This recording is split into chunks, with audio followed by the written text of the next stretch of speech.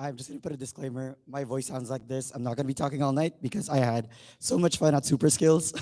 But hi guys, my name is Josh. I'm the president of FILCASA, and it is my absolute pleasure to welcome you all back to our last and third day of the FILCASA Summit. So our third day, we have the FSA Symposium, where we're gonna be talking about all things FSAs. That includes our survey that we released. We're gonna be having a panel with our intergenerational leaders today, and then we'll do a little decompression for those that stick around tonight.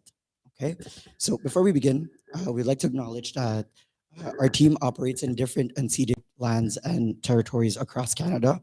We encourage all of our member schools and partners to learn about this history and this continued relationship between the land and the Nations, the Inuit and the Métis peoples. I, for one, hail from the unceded territories of the Ghanaian Gahaga Nation.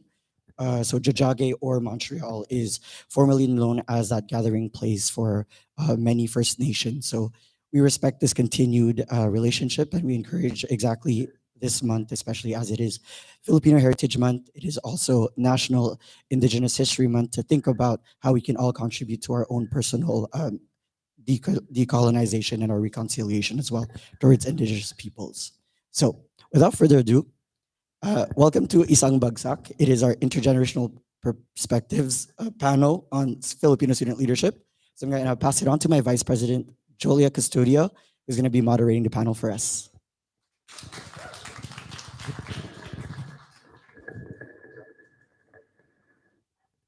Thank you for the very kind words. Good evening. Good morning. Good morning, everybody. I hope you all were well rested. If any of you guys were able to attend Super Skills, I hope you guys had a lot of fun, especially as it was our very first Super Skills after the pandemic. So obviously, oh yes, thank you very much. We have a very stacked lineup today, everybody. It's just such an honor and a privilege to have these people when they accepted our invitations to panel. I really hope you get to listen to the conversations that we're having today. And absolutely, they are available to network with after this panel if you wanted to get in touch or have more conversations after this panel. So one by one, I'm going to introduce our panelists, starting off with Leonard Cervantes. Come on down, sir.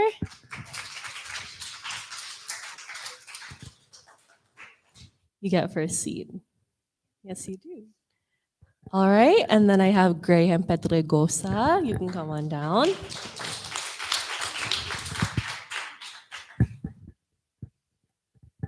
Thank you. And then I have Kevin Chavez Laksamana. Sir, you're okay? Madame Jorel Mendoza, you can come on down. And now we have Miss Daniela Salcedo. You can come on down and sit. And last but not least, Miss Carla Atanasio. Come and take your seat with us today. So as always, we're just going to give you the mics now, but we just wanted to let everyone know that we're going to begin the panel discussion for the first hour, and then we'll have lunch after. But there will be a Q&A session just before the end of it all. All right, so let's get started. Let me just take my seat. I will.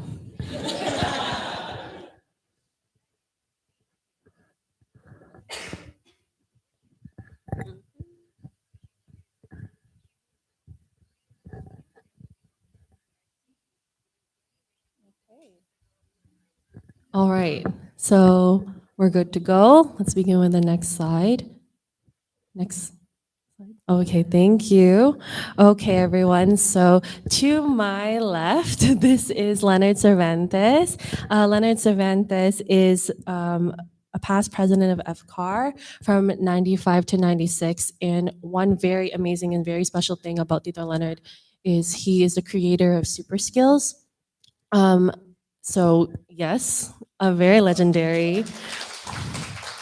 I was saying throughout, like when they were all standing there in the back, I was literally like, guys, it's like the Avengers. They're all here. just like so many like trailblazers in the Filipino community. It's absolutely an honor to have you all here again. Currently, Tito Leonard is the product marketing head at Apple, focusing on iPhone and emerging technology, and is happy to be based in Toronto once again. And additionally, he continues to do nonprofit work with the co-chairing of the Asian Pacific at Apple Diversity Network Association's Canada chapter. Um, and then next, I have Graham Pedregosa. So Graham was a former municipal candidate in the city of Sarnia and now works as a legislative advisor to the Honorable Kinga Surma at the Ministry of Infrastructure. Graham was also a nominee of the Golden Balangay Awards in 2018 for the Young Filipino of the Year and Young Filipino Entrepreneur of the Year for his work in the Tomorrow Media Agency. Graham is also a member of the Filipino Canadian community at Queen's Park and has been influential in ensuring Filipino voices are heard in Ontario and recently tied the knot with his wife, Nikki, last year. Next, we have Kevin Chavez Laksamana, who is an anthropologist, educator, higher education professional, and community connector. Kevin was the social media director in 2014, 2015, and the president in 2015, 2016 of the University of Alberta Filipino Students Association, which our lovely Nicole DeGrano is actually a part of today. Kevin also launched the KCL, which is known as the Kevin Chavez Laksamana Award, and recognizes the Filipino community in Edmonton with their volunteer efforts with FILCA and beyond. Kevin is also the co-founder of the Filipinics in Diaspora Collective at the University of Alberta, reflecting on topics and issues in the Philippines and the diaspora while providing a safe and supportive space for Filipino graduate students on campus. Kevin has a bachelor's with honors and master's in anthropology at U of A, so the University of Alberta, and has a collection of accolades, being part of Alberta's top 30 under 30, the visiting scholar and fellow status with the chair in transgender studies at the University of Victoria, shortlisted for a Golden Balangay in education excellence, and awarded academic research and community funding and grants totaling up to $200,095. He teaches various anthropology courses at various institutions in Edmonton, Cold Lake, all the way to the Philippines, and running workshops on professional development teaching at the University of Toronto and the University of Alberta. And currently, Kevin is based in Toronto and leading the Center for Graduate Professional Development. Next slide. Thank you. Next, we have Madame Jarell Mendoza. Miss Jarell Mendoza is a Toronto-based tattoo artist where she studied graphic design and visual arts at York University and was the president of the Filipino Students Association at York from 2017 to 2019. But at the same time, Miss Jarell co-founded and served as the first president of the Filipino Canadian Students Association, otherwise known as FILCASA, which is a round of applause in its own. Outside of campus, Ms. Jarell participates in several community groups and events with her roles, including the co-chair of Miss Philippines, the chair of TFCU Talks at York University, and the co-founder of the PhilCan Creative. And now she's a tattoo artist and a certified permanent makeup artist at Elite Ink Collective at Vaughan, and the Sanctuary Studio. Oh, I heard that. And the Sanctuary Studio in Toronto, Ontario, where she specializes in fine line florals and microrealism. Yeah, Madame, show it off. I'm wearing a flower in honor. And next we have Miss Daniela Salcedo. Miss Daniela led CAFSA as the president during her undergrad and also paved for her involvement in POP as a workshop as a committee member and a director of mentorship. She wrote her undergraduate thesis on state labor movements with Filipino caregivers in Canada and was recognized with an honors award with excellence in senior team management. After Madame Daniela graduated, she was FILCASA's president and built relationships with pillars in the Philcan community, such as Anak Bayan, Rise Tribe, Collective Hustle, and was able to get FILCASA a gold in Balangay as the most influential community organization in 2021.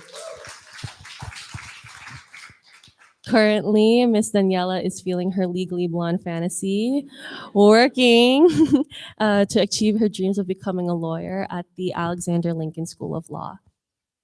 And finally, we have Miss Carla Atanasio, a 1.5 generation Filipino Canadian community organizer, program assistant, writer, and public policy student from Winnipeg, Manitoba. She has several roles in directorship with ANAC, the Philippine Heritage Council of Manitoba, the National Philippine Interparliamentary Internship Program, Cultivation FAMD, and Kabangka. And Ms. Carla Atanasio was the FILCASA Director of Social and Cultural Affairs alongside with Ms. Daniela, and supports the movement as a chairperson of Pinoys on Parliament, in which she recently is now the chair of today.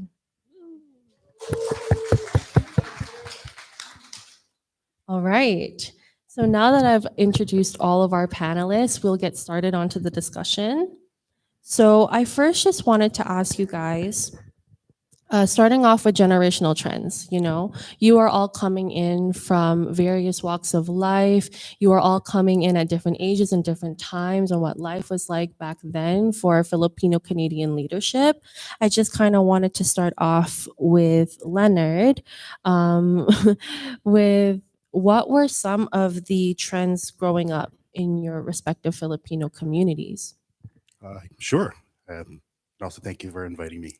No Really happy to be problem. here. The honor is all ours. So if you do the math, and before we go, I want to sort of dispel, I'm not the creator of super skills. There were a few and a lot of people.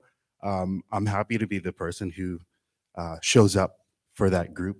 And I'm really happy that it went on for another 26 years. But if you do the math, 26 years, I was 20 years old then when we started this. And the Filipino student community then we were really just trying to have a community at all then and be together and feel comfortable being together. And so, there's a lot of things we were thinking about at the time. We're thinking about our identity. We're thinking about, how we relate to back home. And some of us not even knowing really what that is. And super skills back then was really just a big gathering of us being together, showing our talent, and being a community. The other things I think we weren't quite thinking of yet. We started, of course, there was the activist community then. We were starting to, figure out what that was all about and what that meant to us, our culture, and all those things. But I think step one for us was being sort of proud of who we were, and we weren't really sure of that then. I can speak for myself and my group.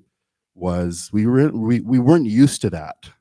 And super skills was the time where we sort of first felt like, wow, it's kind of cool to be together and be us. There's something you're looking around like, what if we?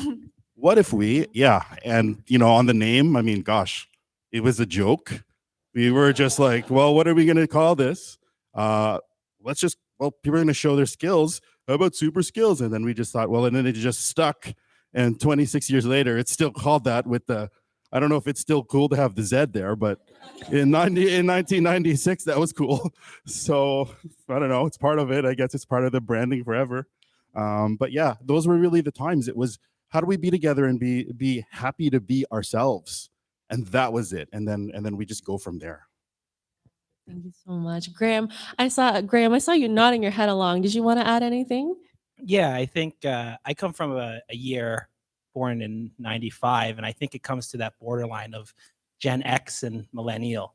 And we had a difference of, people coming into our communities. Filipino communities were smaller in universities. We are seeing a growth of Filipinos going into universities and stuff like that to create communities. But I could relate. We were 4 people at Carleton University trying to figure out we want to eat our parents' food back home, but there was no place to like come together and organize and stuff like that. So yeah, I could really relate to a smaller community like Leonard here. So. Kevin, back in Alberta, was it still cool to put Z at the end of super skills, or was it a little different?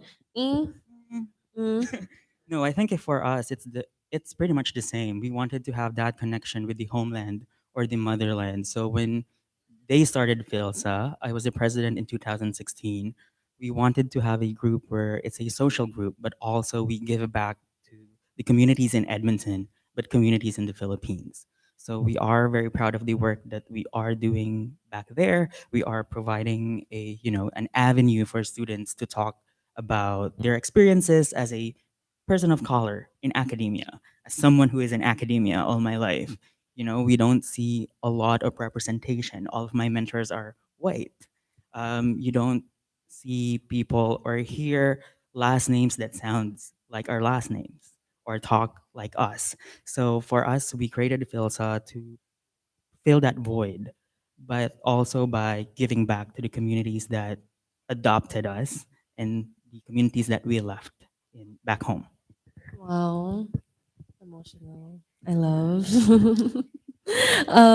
I just kind of wanted to also, I don't know, like hearing obviously, your perspectives, Tito Leonard, about really just wanting to have that space and to express our Filipinx identity.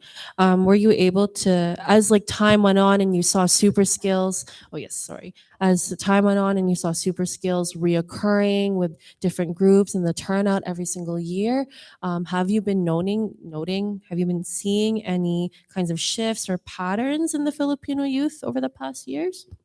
Yeah, yes, for sure. I mean, in 26 years, I've been to almost every single one, virtual last night. But yeah, I've seen every kind of super skills. I've seen a super skills where it was a coffee house. I've seen super skills where it's like a huge venue. I've seen super skills where there was something going on in the community that they wanted to talk about. There was a super skills where, a lot of the activist groups did very, very revolutionary performances that year. And then there were just years where it was just, sort of a return to, again, being proud of just being together, which I feel like it sort of is again. So, yeah, I mean, without sort of being able to really think about like how the community has evolved over the years, for me, super skills has been a reflection of, the times, the people, also the music, also what people are into. That's cool. One of the big themes for me is like what's old is new and is old again, and some things are changed and some things remain the same. And that's been the beautiful thing for me. The one thing that I will say is that every super skills I've been to has been whoever has organized it that year, they made it their own. And for many years in the beginning, we thought, well, this is what it is. Oh, I hope they don't change it from what we did, And as the years went on, it became the interpretation of the groups who were wanting to express themselves through it. And I hope that continues. Wow. And Graham, I just had another question too, because you started CUFSA, you've graduated, you're married. Um, have you, looking at CUFSA now and seeing their work, have you noted any changes at all, or is this still the same? No, absolutely. From where we started in end of 2014 school year to what it is now, it's exponentially grown. If I was a first year student in CUFSA when at Carleton, now I think there is a welcoming community there, and I think that the resources are there. I think when I first came to Carleton 2013, 2014, I was a guy from a small town in Ontario, in Sarnia, and I had a very limited connection to my Filipino history. And I really wanted to press into that when I moved 9 hours north to Ottawa. And we wanted to start a small, it was just like 4 of us. And I think now when we see, all the programming and all the things they're doing now at the university with CUFSA, it's a nod to how big that community has grown and how organized they've been. And they've done a really great job. And I watch them every year grow every year, and it's great. So good job. If anyone's from CUFSA here, it's it's very proud. So And Kevin, did you wanna add anything for FILSA? Sure. I think what I am seeing, especially with, FSAs right now, I am coming from a gender and sexuality studies background.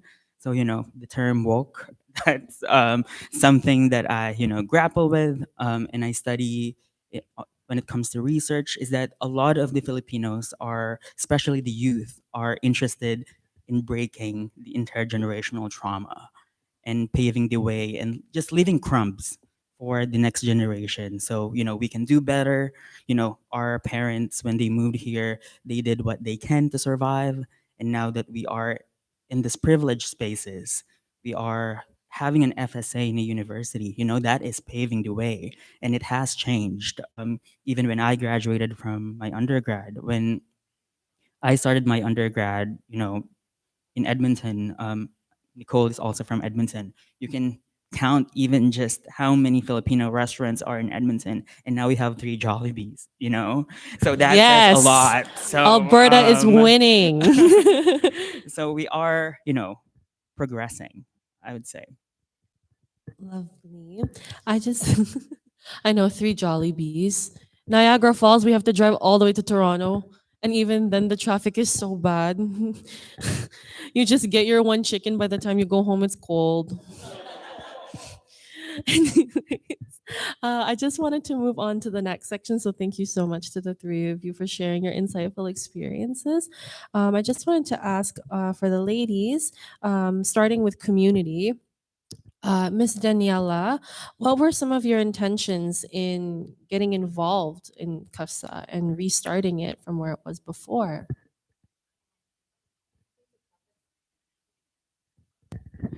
It's on now. Oh, wow.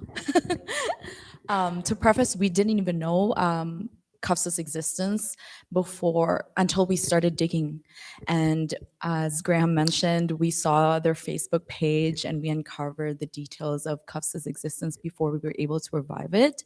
And we were happy that it existed, but obviously at that point we were able to identify that pain point that, hey, like we need that space back. And I think the common denominator that we've been able to identify so far with our panelists today is that we need to create that space for ourselves because we need to nurture these interpersonal relationships. We need to get to know our respective identities, especially because we're all so different, right? Like there's just so much like sub demographics within our community that we needed to kind of have that place of reconciliation. And so that was my personal inspiration as to why we revived Kufsa, and I'm so glad that it was able to grow as it stands now. Thank you for sharing. Miss Jarrell, because obviously CAFSA is in the Ottawa, more like Eastern. What were your takes on joining FSA and being involved in the Toronto sphere? So when I joined FSA, I was already my third year at York. The first 3 years were really hard. I'm in graphic design, or I was in graphic design. So there's not a lot of Filipinos in graphic design, at least the time when I joined in 2012. So I always came from schools that had like a good population of Filipinos. I'm from Jamestown. There's a lot of Filipinos. There's like 90% Filipinos there. So elementary and throughout high school. So I always felt that kind of sense of community within my schools. But as soon as I stepped onto York, it was totally different, complete 180. So the first 3 years I kind of spent by myself. It's a little sad, like no friends. I had like one or two friends, but we don't talk anymore. Um, and then I my will. third year, I was like, okay, I think I'm gonna graduate next year, hopefully. I should probably try to make more friends and make more memories on campus while I'm still here. And I think I found essay on Facebook as well. Same thing like with you. Everything's Facebook back then, not anymore. Um, so I found FSA's group, and at that time it was kind of perfect timing because they were just reviving as well. They won a hiatus, and then they were just coming back. So I remember I emailed my president at the time, Daniel Andrade, and I was like, hey, like, I'm very much interested in joining FSA. I don't know if they did have positions open. So I joined as first year rep, but I wasn't first year.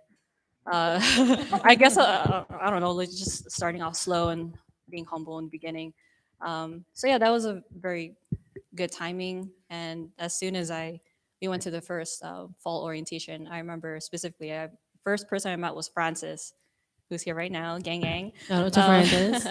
yeah, and yeah, ever since then, like once you step into that room, I think there was almost like 30 of us, and you're going around and asking like, oh, why did you join FSA? It's like, honestly, I just want to make Filipino friends on campus, and ever since then, our family has grown so much within the past couple years, and lots of memories on campus. I'm glad I did join FSA.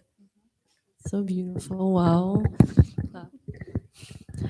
Miss Carla, I also wanted to ask you as well, because that's Ontario, right? CAFSA and FCR in Ontario. Do you feel like there's any differences when you were getting involved with Winnipeg FSAs or the Filipino scene there? Yeah, of course. I'm first of all, thank you everybody for being here, and thank you to FILCASA for putting up this event. I'm so lucky and privileged that I get to talk to other Filipino students about identity and how we conceptualize our world. I come from Winnipeg, Manitoba. Like Julia said, I'm a 1.5 generation Filipino Canadian, and what that means is like I spent majority of my life in the Philippines. And even then, I understood that being Filipino comes with this understanding that like in order to make a good life out of what you're doing, you have to leave the country. And so even at a young age, I understood that. And there's this part of me that always yearned for a home base, for homeland. Because when I was growing up, my dad was working overseas. And I also had lots of friends who didn't really have relationships with their parents like that because they were busy trying to earn money, trying to make a living for everyone. And so that goes back to say that Winnipeg is unique here in Canada because it's probably some of the oldest Filipino settlements here in Canada. If you're not aware, in the 70s and 80s, Winnipeg had this booming textile and garment industry. And so that's why when you meet people from Winnipeg, they're like, oh yeah, I know so and so. They're like my cousins because their immigration pathway is different. There was a chain migration that happened. All of us kind of come from small towns. And so that just solidified the Filipino community there. There were Filipino student associations, for example, in the University of Manitoba, but they were always kind of insulated in that university experience. But in the community itself, there are probably upwards to 100 Filipino community organizations coming from different parts of the archipelago in the Philippines, but also different Filipino interest groups. I came here in 2014, and the first thing that I did was to try and go on google.com and find a Filipino community organization that specifically serves youth, because I didn't want to, get rid of that Filipino side of me, because first of all, I don't even know what that means yet. And I wanted to explore that from the side of folks that have never been to the motherland, have probably no conception of what life in the Philippines is like, except for what their parents tell them. And so that's how I joined ANAC. I found them on the 4th page of Google.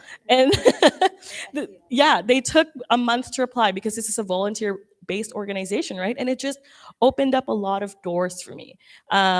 And speaking of trends in general, I feel like in Winnipeg, because there are so many Filipinos, that I wouldn't say that there wasn't a need, but then there wasn't an urgent need to organize Filipinos in that way, because we were all in school, we were all friends. But I think now people are proud to say that they're Filipino, and they're grappling with the fact that like, hey, we're settlers here and we're trying to make a good life here.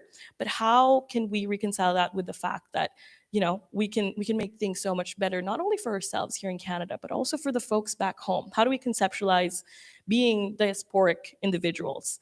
And so, I'm doing the work that I'm doing now with Kabangka and Pinoys on Parliament, and, proud to support FILCASA, because I really, really believe that, these ideas, these concepts, they come from community. It has to come from someone who's inspired, and it takes a whole team to put that into work. So that's my very long-winded answer. No, it was beautiful. Don't apologize. Girl, you're okay. I just actually like when you mention about it and you talk about, the community in Manitoba and how it's really just finding that home and finding that space. I was wondering, like, Jarell, when you were thinking of starting Filcasa, I just wanted to kind of know, like, what was your thought process in all of that? So I'm not the only founder of FILCASA. There's actually a lot of people that were involved. So I'm just a co-founder. Essentially, there's three other people that uh, I'd love to name as well. So there's Eric Ordonez, um, Eric, Daniel Andrade, who is my president of FSA, and then there's Chriselle Calixtro. So these three, along with myself, with Eric and Daniel, they actually went to conferences. Eric's from the States, so he's known about this group called MAFA, the Midwest American. I don't know what it stands for. You can just Google it. It was MAFA. So he basically introduced Daniel to the MAFA. They call it MAFA Spear. And he brought them to their events, and they have lots of conferences throughout the year, not just one. So they went them too, and then they brought Chriselle the next year, and then they brought me as well. So when FILCASA was born in 2017, it wasn't a specific kind of group, I would say, that started all of this. It was actually the 5 FSAs as well that we just started off with. So there was I forgot which schools were involved, but yeah, when FILCASA started, it was really small. So because Eric and Daniel and Chriselle and I went to all those events in MAFA, it inspired us to do the same. So we should have something like that here, where we gather all the FSAs and stuff. And this was before we found out about the history of super skills. And so in 2017, that's when everything kind of started like building up. I think around even 2016, because that's when we kind of had super skills. We just brought it back. It was really small, very intimate. So everything was kind of like up in the air. There was no hierarchy yet. It's just a bunch of people working together, all the FSAs, pretty much what Kuya did when in his time with the groups. Back then. Yeah, so when FILCASA became FILCASA, it was in 2017 when they're like, okay, we need to have an actual structure, an actual board. And that's when all the elections started happening and everything started building from there. And that's when I became the first president of FILCASA. And I did that for another year after that. So yeah, it was a long process, but it's definitely well worth it. Things like this don't happen overnight, as you all know. It took a couple years. We started off with 5 FSAs. Now we're at what, 35 FSAs? I think so. 30. 30. 35? God 35. damn. Yeah, see, like 30 to 5 to 30. So it takes time. And if if you guys ever wanted to make your own groups, you gotta work with people who have the same mindset as you and really dedicate yourself, because this is a huge investment, not to yourself personally, but even like it's very beneficial to professionally as well. I felt like after I was done with my time with FILCASA, I've definitely grown as a person. Yeah, I was this like shy person in first and second year at university. Now I'm like, hey, I'm Jarell. But yeah, very humbling. So yeah, thank you. No problem. I just kind of wanted to extend that question then to everybody in terms of like, now that, we've seen the changes, there's different trends, we want to find these communities, we want to explore our identities, we want to just celebrate what it is being Filipinx. Did you guys have any comments on like what suggestions you may have on building a sustainable community? I'll go first since I have my mic. Yeah, it's actually not. It's a good question. It's pretty. You can depending on how you take it, it can sound very vague. But honestly, just in my opinion, networking is so important. I've been saying this since I first started in the FSA community. But networking is like definitely your bread and butter to being involved in the Filipino community. I started off with. Actually, before I started with FSA, I was part of PIDC. I was a candidate in Miss Philippines.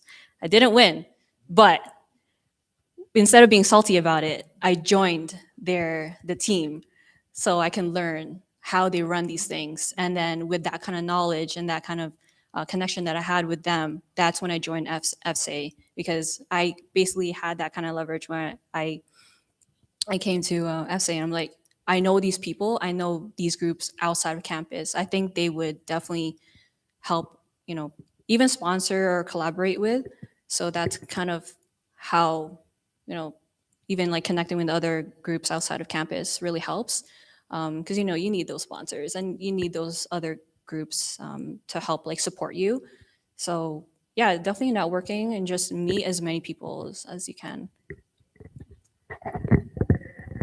Yeah, really, really great question. I think for me, it's a two-parter.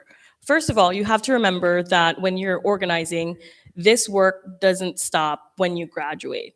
And so you have to kind of let go of the idea that everything has to be perfect and you have to know all the answers. Because it's very much what the other panelists have said. It is very much a team effort. But part of that is also learning how to delegate and to pass down the knowledge. I think as Filipinos, as leaders, like we have this tendency to, make sure that everybody's feeling comfortable and fulfilled. But the thing is, everybody's very keen to help and eager to show up. But as leaders, we have to have confidence in our team that like they are on our team because they want to help us and they want to show up in ways that would make our concepts, our ideas come to reality. I actually began my, this Filipino Canadian student organizing experience because of Venus Ramos. And Venus, she's also from Winnipeg and then moved to Ottawa. But she's always been around the student community, even in Winnipeg. And at the very first Pinoys on Parliament, I was the only Winnipeg delegate, and Venus really pushed that there should be someone from Winnipeg. And so if she didn't do that, then I wouldn't have gotten introduced into this world of organizing. And so it takes that one person to recognize not even your potential, but just like your interest. I think some people are afraid to get into organizing because they think, oh, I don't really have experience, or I'm shy, or I'm probably underqualified. But don't think like that. Don't approach it like that, because when you're in this type of work, you kind of learn as you go. And although you probably wouldn't, I don't know, you probably have other aspirations and career paths and whatnot, but there are so many transferable skills that you earn from this. And so when you're starting your group, I definitely suggest keeping some kind of logbook. The steps that you've taken, which venues are good, which vendors are cheap, which ones like Filipinos. And so that's kind of how you build that sustainability. And I don't I don't like hoarding knowledge for myself, because as much as possible, we want to set up, our successors, and make their experience as easy breezy, beautiful cover girl kind of experience. And don't discount the knowledge that comes from outsiders, like people who are not involved in the community. Like definitely ask, like what would make this more sustainable? What would make this more interesting to folks that probably haven't tapped into that interest yet?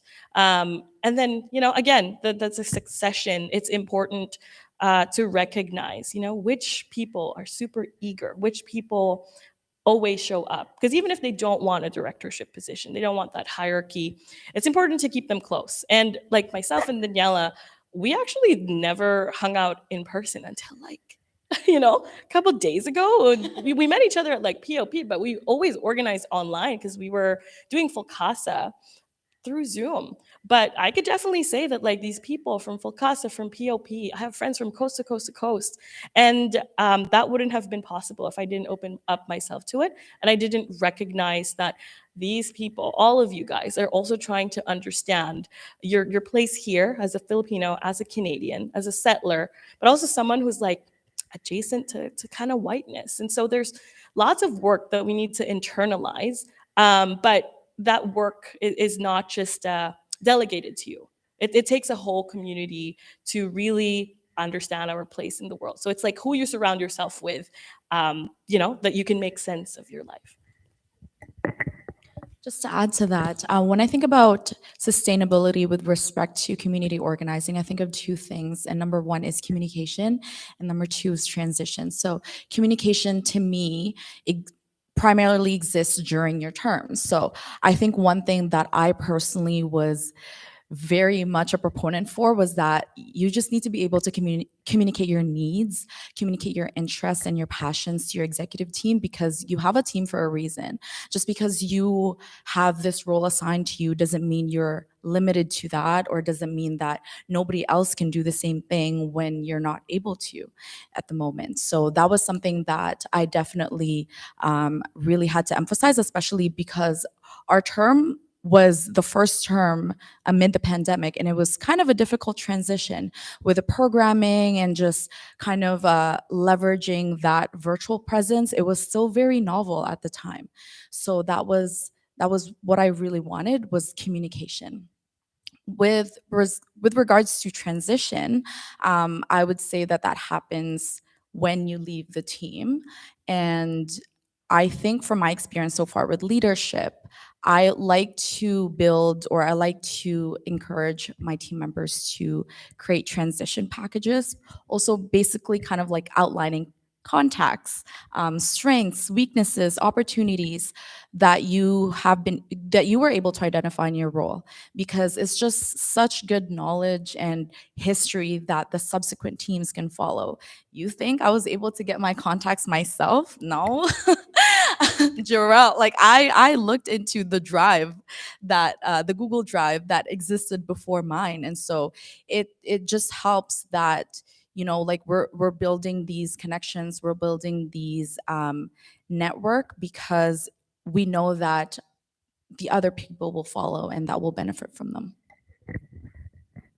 Do you Sure. want to add anything? Yeah, just to piggyback on what has been said, I think it's also important for leaders knowing when to pass the baton. A lot of us hold on to power a lot when you have that power, and sometimes it is so hard to pass it on. With Philsa, we have a culture of mentorship. So if you are the outgoing president, you usually mentor the incoming. In my experience, I mentored 5 presidents after my time. You know, in a collegial environment, you know, if you are in a position where you can give back, even just buying that coffee for that coffee chat, sometimes it really helps. So I think, you know, give that power. You know, I am seeing that a lot with, you know, the founders of many organizations when they came in here and they are, you know, not comfortable in giving the power to the youth sometimes. Especially when I was the president, that was my experience. I think, you know, letting go, mentorship, coaching is important, and just know when to pass the baton. Thank you. I mean, now that you talk about it, especially about transition and leaving, passing on the baton, letting a new team shift in, but you're letting the new team shift in and you're leaving the space. There's actually like what we've noticed too with FILCASA is, you know, there are groups of people that have spent their whole life dedicating themselves to the Filipino student community. They've been involved in FSAs, they've been involved in the realm, and some of them are honestly wondering, now that we passed the baton, now what? Where do we go from here? And I think this is an open-ended question. I saw the nods from Tito Leonard. Well, where do we go from here? What do we do? Yeah, and I'll say this because intergenerational. I'm probably the oldest generation on the stage here. Young at But heart. Totally, young at heart for sure.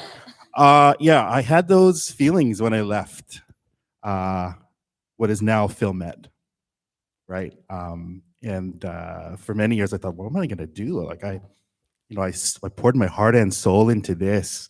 We have super skills. We have this community, and now I have to find a job, and I have to work. Clock Clock in. I'm the only Filipino again. Oh my God. Here, right? And that's what happens, right? And you With get my out cold there, Jollibee for ulam. of course. And how are you not gonna wanna still be part of this thing that you love, that you help build? And so it is hard, but also you take that with you, and if it stays in your heart, I think it is part of you. For me, I had to find ways to be parts of different communities. We started the Kapisanan. I was involved with the theater groups here. And even today, at the company that I work for, I still found people of our community still want to find time to eat our food and the lunchroom. And we also have a Filipino association, even in the workplace, as part of diversity and inclusion. So I will say, as you go on, really value this time with each other, because I can tell you that if you don't want it to leave your life, it's not going to. I can tell you that, and I worried about that for sure. But if I'm going to answer your other questions, if that's okay. Okay. So I have three things, and I'm going to try to keep it simple. The first one is don't be afraid to ask. Jarrell called me, and I came. You called Jarrell, she came. Yeah. And you're going to go on, and you're going to, try to ask people to join you and give of their time. Don't be afraid to ask, because look what you've built. So amazing. We didn't have this. Even more so now, they will come and help. When you get the call, answer the call too, because sustainability is only happening when we also remember not to leave the community behind, right? That's important too. And then, because who knows? I mean, gosh, I would have never dreamed this, that I would see all of this, right? So really, those are really the two things, right? Answer the call. Don't be afraid to ask for what you want. And I think the community stays is because I have also seen too, where I thought, oh, is this going to still be around? I'm not sure, especially for FilmMet. There were some years where I haven't heard from these guys in a while. Is this still going on? And it always managed to rise again and trail off. And Super Skills was always there, but for me in walking away too, I thought, well, it's theirs. I'm just gonna be here in case somebody needs me for whatever. And today, for whatever that means, is I just show up at something like this, give a few hours. I'm happy to do it. But it could also mean career mentorship for somebody who asks. It could mean as a donor. It could mean, gosh, you're doing something, I'm gonna buy a whole table and invite other alumni. Simple, I'm gonna pay at the door. Don't give me anything for free, because that's how I'm gonna support the community now. And I think the community goes on that way if we just don't break the line anymore, right? Graham, did you want to add? Yeah, I think leaving Carleton and that student experience and then going into politics, that's a big thing that I'm in now. Not Filipinos everyone says there's the Filipino community in politics, and I think we're growing in that space. And when I first joined the government 4 years ago, I was the only Filipino staffer. Now we're up to 7, and then we're growing in there and having those spaces and bring people together. If we see someone that's new, we welcome them. We welcome these communities, but it comes back to what we did before when we were in the student spaces. We started creating another community, started relating to each other. And I think that's important, that when we see Filipinos, we recognize Filipinos, and we bring them back and bring that community together. Because especially in the professional world, there's different, there's a whole bunch of factors of in the work world. Sometimes you might feel lonely in the work world. Sometimes you might feel like you're not belonging in the work world, or you don't feel like you're supposed to be in this industry at all. I get that often, or that imposter syndrome starts getting in your head. But then you realize, there's actual people that can support you and that look like you, that that have similar experiences that you can relate to, and you guys building that community, and when in your professional life, even after all that student life, because student life is only 4 or 5 years. You do graduate school, maybe that's 6, 7, and then you're 26, you're 27, now you're going to 30s, and now you're going to look at building a family. You're going to be thinking about all that stuff. So trying to find that stuff after student life is very important as well. Kevin, did you want to add, especially as an academic, you're seeing these people and navigating the academia space within that little window, after some students have left the FSA world. Do you have anything to comment about that? There is something that I always say when I run workshops, that community feeds and community heals. So even though you are not part of the FSA, that community stays with you. I have a lot of, even my own students that I coach even after my classes are over. So that community never really, it's always there. You know, you may not have the title of a president, of a director, but that community, I was here. I did not even know that FILCASA is happening until I received an email from Nicole. And then some of the FILSA execs were messaging me that they would like to have a coffee and anything that they wanted to do while they are in the city. So, that community never really, you are never forgotten. Sometimes I feel like for a lot of the leaders, when they leave the organization, they think that they will be forgotten and they will just be ancient news. You're not. You're not Um, ancient. no, I know. New, brand new. Yeah.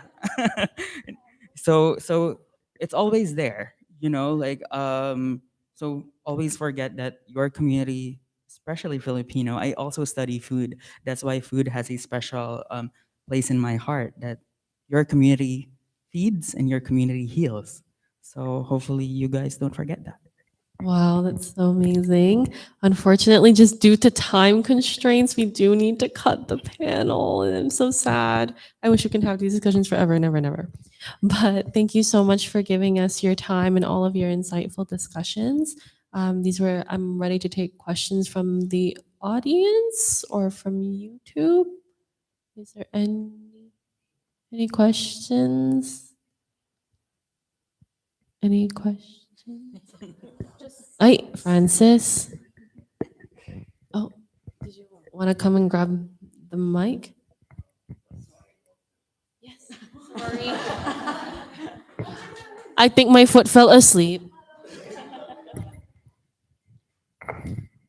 Hi everyone, Akoti Francis. I go by pronouns he, him, and I was a former FSA member and FILCASA exec and gang. So my question is, so I've seen the organizing work that Filipino students and the Filipino community in general has done over the past several years, and I'm really impressed with how much it's grown. Like when I joined FSA, like, damn, that was long ago, like 2016. There was like Filipinos, but there wasn't like a structured, wasn't like a very structured organization, at least at York. There wasn't like a FILCASA or anything like that. And ever since then there was a FILCASA, there's PLP, Kabanka, etc. So I'm really impressed with how much it's grown.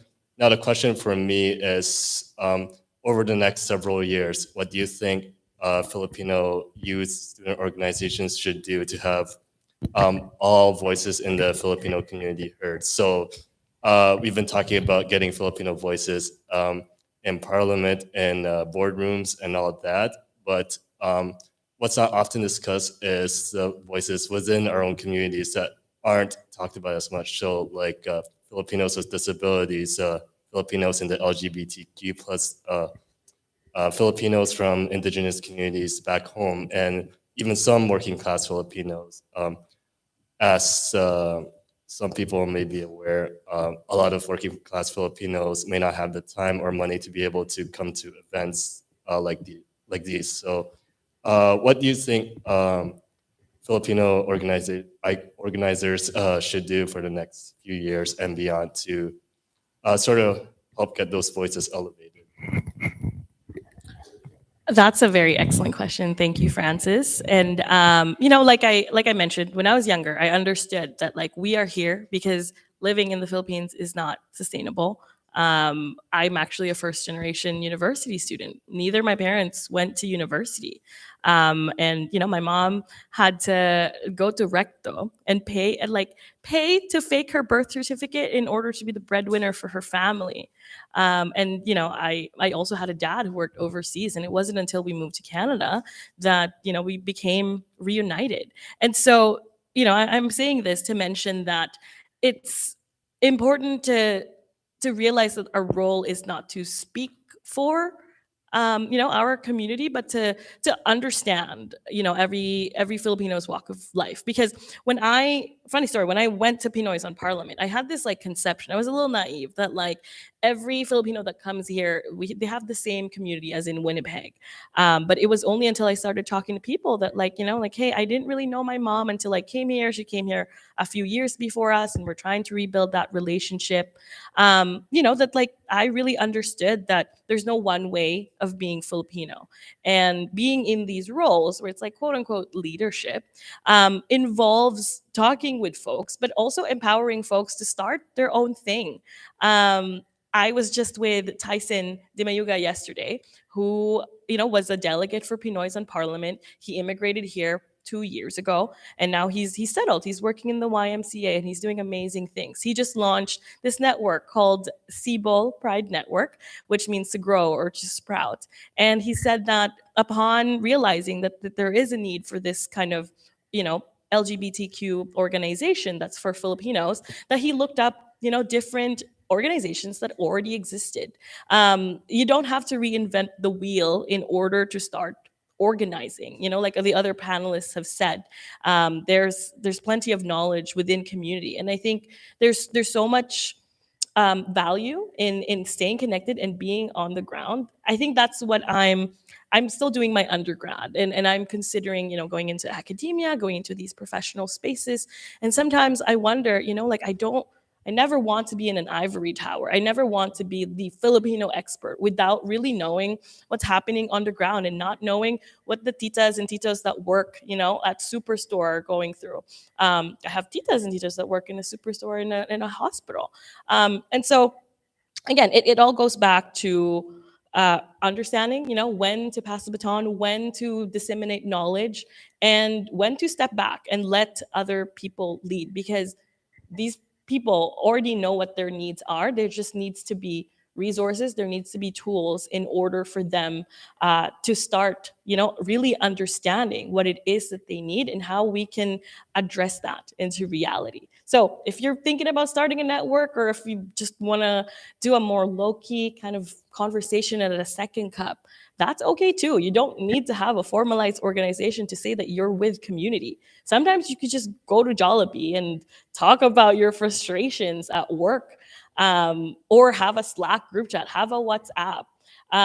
This work, again, I find it hard to compartmentalize myself from community organizing, because I am part of the community. You can't do anything if you're detached from it. So, know your role, understand that like each of us, like we owe each other something. And so when you find yourself that you're ingrained with community, then that doesn't stop with you. You know that there's other people also leading the way. I just want to echo Carla's thing. I think when we look at the Filipino community as a whole, you have Filipinos that, first generation, second generations, Filipinos from big cities with big Filipino populations, Filipinos that live in a small town called Oil Springs, Ontario, that probably have one family that's Filipino. And we have to, I think one of the big things as a community is that we still have to have an open door and be inclusive to each one another. I think we all come from different communities. And I think I always say when you're dealing with communities and groups, the one thing that breaks down a community and groups are cliques. And I think that we have to really find that if we can just be open and be more inclusive with their communities, because and be more understanding from where people come from. We have a older elderly population with high Catholic values and things like that, but we also have a younger community that's open to a lot of different values, and we have to see how can we all coexist but also be inclusive and respectful to each other. And I think that as a Filipino community, it's important that we just have an open door. If we have a network for people with Filipinos with disabilities or Filipinos in the Pride community and things like that, we have to be welcoming to that. And I think if we close doors and we shut that down, I think that really is a disservice to the people that are here who have come long ways to tell their story and to belong to a community they're part of. So I think that's important too. So thank you. Thank you. I just had one question for Kevin. I come from a gender and sexualities background, so I was wondering, in these spaces, have you found any barriers being a leader as it intersects with your gender and sexuality? Always. That's the easiest answer, I would say, because the moment that you go into gender studies, especially if you're a person of color, you have multiple whammies stacked on you already. You know, one thing that the reason why I'm also teaching in the Philippines is because most of my training is coming from, the Western school of, training. So my fieldwork is based in Singapore and Indonesia. So I've lived in Singapore and Indonesia because I don't want to become an armchair anthropologist when I'm actually not on the ground. So a lot of the work that I do is community engaged work.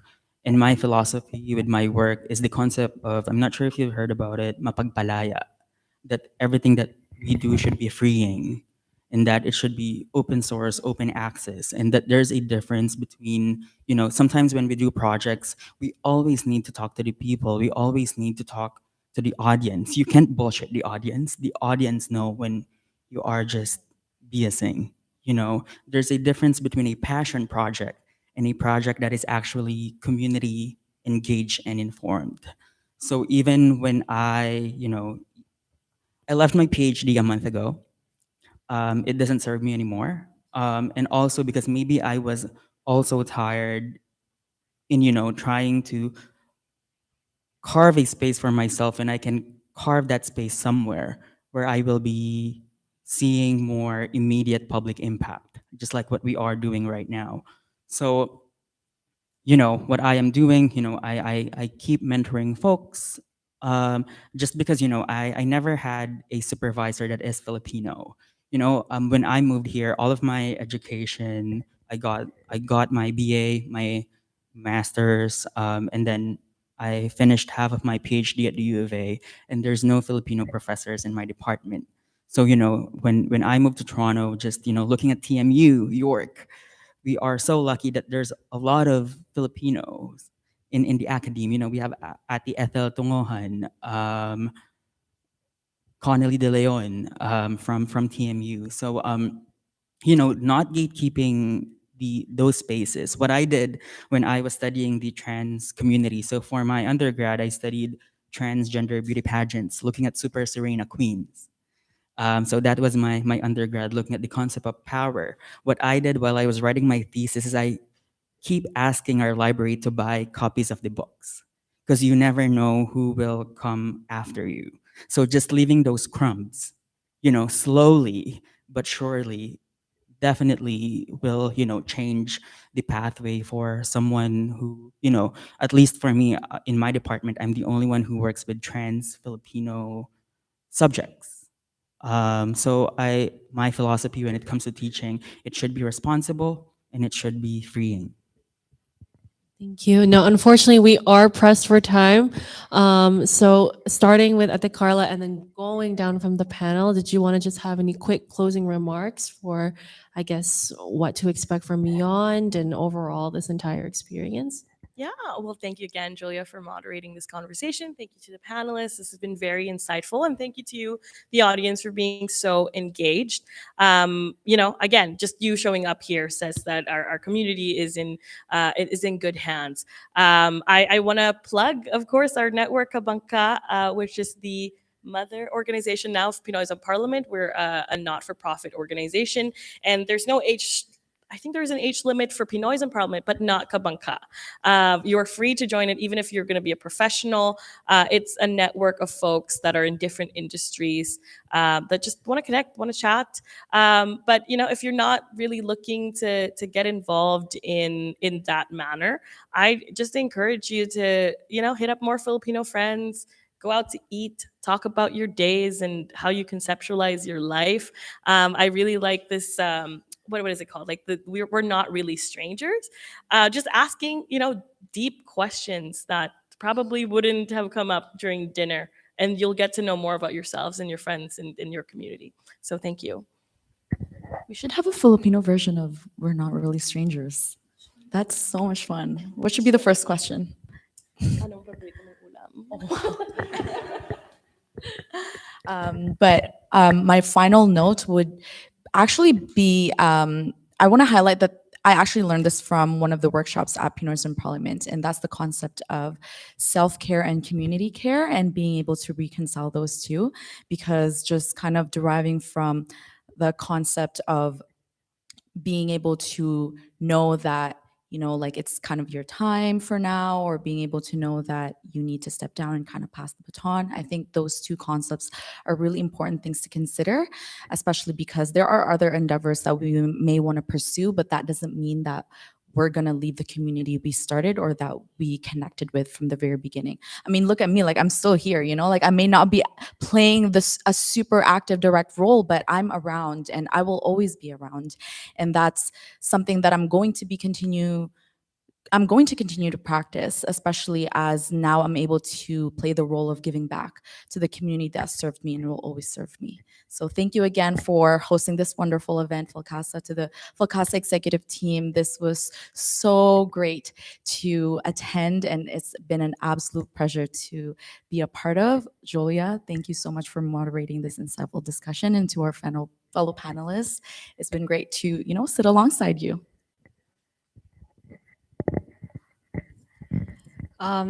Yeah, this is very bittersweet and very nostalgic for me because as the first president and one of the founders, and I was president for 2 years, so I put in a lot of time in planning. And even in 2017, we were already planning for something like this. So just to see it come to life finally after so long, I remember pressuring you like, yo, you need to do this like next year.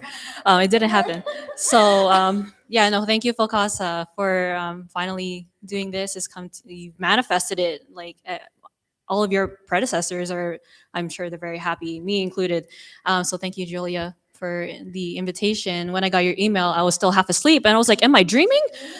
And then Girl, you're awake now. Welcome. this is a dream come true. No, I'm very honored to be alongside you guys and Kuya Leonard, and nice to see you again. I called him in 2018, and it's like, "Hey, you don't know me, but you want to come to Super Skills? I know you're the founder." But yeah, just my little tip is, aside from what I said earlier for networking, do keep in touch with all your friends. It's even the people that you work with in the FSA, whether you're in a part of an FSA or not. Just the Filipino community in general is just so huge. Like, the saying, Filipinos know each other. Like, I'm pretty sure I know you guys. I saw you guys at Filipino party sometime. Just check in on one another, especially after pandemic. Mental health is a real thing. I didn't know what anxiety was until after it all happened. Oh yeah, okay.